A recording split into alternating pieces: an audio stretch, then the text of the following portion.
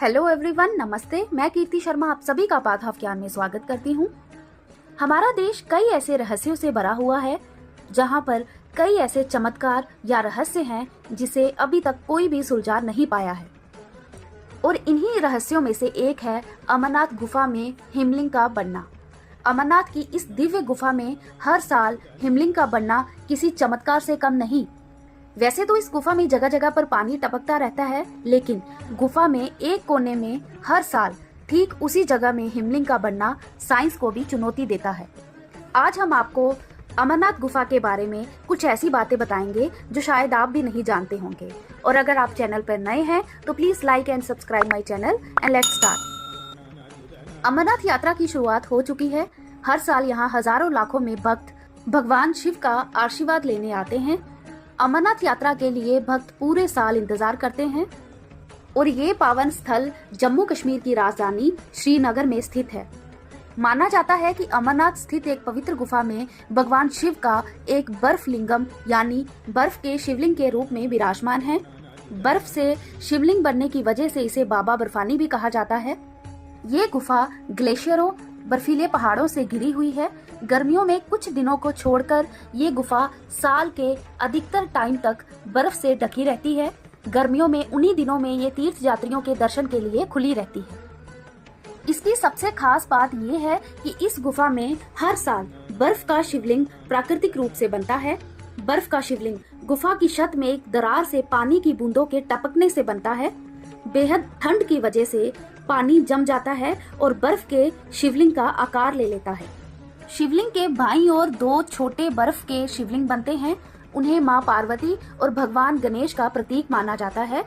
और इसके साथ ही ये दुनिया का एकमात्र ऐसा शिवलिंग है जो चंद्रमा की रोशनी के आधार पर बढ़ता या घटता है। ये शिवलिंग श्रावण शुक्ल पक्ष की पूर्णिमा को पूरा होता है और उसके बाद आने वाली अमावस्या तक आकार में काफी घट जाता है। और ये ऐसा हर साल होता है। और अब अमरनाथ गुफा से जुड़ी पौराणिक कथा के बारे में बात करते हैं। अमरनाथ गुफा से जुड़ी कथा के अनुसार एक बार माता पार्वती ने भगवान शिव से उनकी अमरता की वजह पूछी। इस पर भगवान भोलेनाथ ने उन्हें अमर कथा सुनने के लिए कहा। माता पार्वती अमर कथा सुनने को तैयार हो गई। इसके लिए वे एक ऐसी जगह तलाशने लगे यहाँ कोई और ये अमर होने का रहस्य ना सुन पाए। आखिरकार वे अमरनाथ गुफा तक पहुँचे। अमरनाथ गुफा पहुंचने से पहले शिवजी ने नंदी को पहलगाम में, चंद्रमा को चंदनबाड़ी में, सर्प को शेषनाग झील के किनारे, गणेश जी को महागुण पर्वत पर और पंचतरणी में पंच तत्वों को छोड़कर अमरनाथ गुफा पहुंचे। माता पार्वती के साथ अमरनाथ गुफा पहुंचकर शिवजी ने समाधि ली। इसके बाद शिवजी ने माता पार्वती को अमरता की कथा सुनाई, लेकिन कबूतर के एक जोड़े ने भी ये कथा सुन ली और अमर हो गए। आज भी कई श्रद्धालु कबूतर के जोड़े को अमरनाथ गुफा में देखने का दावा करते हैं। इतने ऊंचे और ठंड वाले इलाके में इन कबूतरों का जीवित रहना सबको हैरान करता है। और अब बात करते हैं कि कब शुरू हुई अमरनाथ यात्रा। पौराणिक कथा के मुताबिक अमरनाथ गुफा के पहले दर्शन महर्षि भृगु द्वारा किए गए थे। एक कथा के अनुसार एक बार कश्मीर घाटी पूरी तरह से पानी में डूबने वाली थी। उसी दौरान महर्षि कश्यप ने नदी और नालों के जरिए पानी को निकालने की कोशिश की थी। जिस समय घाटी से पानी को बाहर निकाला गया, उसी दौरान महर्षि भृगु हिमालय की यात्रा करते हुए उसी रास्ते से निकल रहे थे और उन्हें तपस्या करने के लिए किसी शांत सी जगह की तलाश थी। ऐसे में वो खोज करते हुए अमरनाथ गुफा पहुँच गए। यहाँ पर उन्हें बाबा बर्फानी के दर्शन हुए और तभी से हर साल अमरनाथ की पवित्र गुफा के दर्शन के लिए भक्तों की भीड़ लगी होती है। अमरनाथ गुफा के दर्शन करने की एक और कहानी है। कहते हैं कि 15वीं शताब्दी में बूटा मलिक को एक संत ने कोयले से भरा बैग दिया था और जब वे थैले को लेकर वापस लौटा तो उसमें कोयले की जगह सोने के सिक्के थे।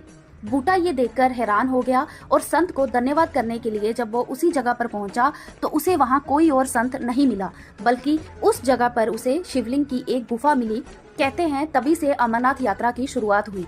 और इसके बाद साल 2000 में जम्मू कश्मीर की फारूक अब्दुल्ला सरकार ने यात्रा की सुविधा को बढ़ाने के लिए श्री अमरनाथ जी श्राइन बोर्ड का गठन किया, जिसका मुखिया राज्यपाल को बनाया गया।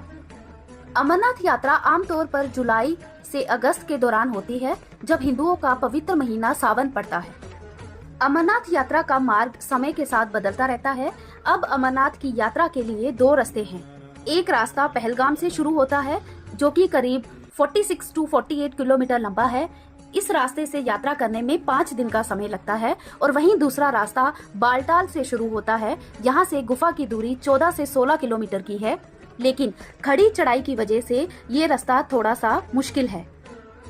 इस रास्ते से यात्रा में 1 से 2 दिन का समय लगता है।